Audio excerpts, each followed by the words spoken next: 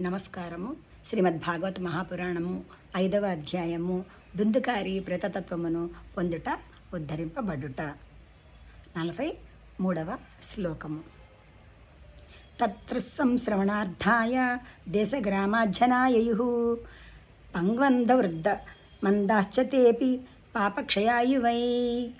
అంతటా పట్టణముల నుండి పల్లెల నుండి అసంఖ్యాకముగు ప్రజలు కథను వినుట కొరకై తరలి వచ్చిరి. ఇంకను చాలామంది కుంటివారు, గుడ్డివారు, మందమతులు, ముద్దుసిలివారు అందరూ కూడా తమ తమ పాపములను నశింపచేసుకొనుటకై అచటికి చేరుకొనిరి.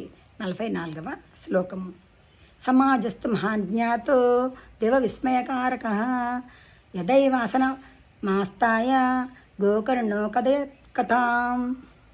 ఈ విధముగా అచటకు చేరిన జనసమృద్ధమును గాంచిన దేవతలు కూడా ఆశ్చర్యచకుతులు అయిరి. గోకర్ణుడు వ్యాసపీఠమును అలంకరించి కథను చెప్పసాగాను. అప్పుడు అచటకు ప్రేతరూపమున ఉన్న దుందుకారి కూడా చేరుకొనెను. తాను కూర్చున్నట్టు కొరకు ఇటు అటు స్థలము కొరకు వెదుకసాగాను. ఇంతలో నిలువుగా నిలిపినట్టి 7 కణుపులు కలిగినటువంటి వెదురు కర్ర మీద అతని ఆ ప్రేతం యొక్క దృష్టి నిలిచెను. 46వ శ్లోకము. తనూల ఛిద్రమావిశ్య శ్రవణార్థం స్థితోభ్యసౌ వాతరూపి స్థితం కర్తుం అశక్తో వంశమావిశేత్. అప్పుడు ఆ ప్రేతము వెదురుకర్ర మొదట్లో అనగా క్రిందనున్న రంధ్రమునందు జొచ్చి ఆ కథను వినుటకై అచట కూర్చొనెను.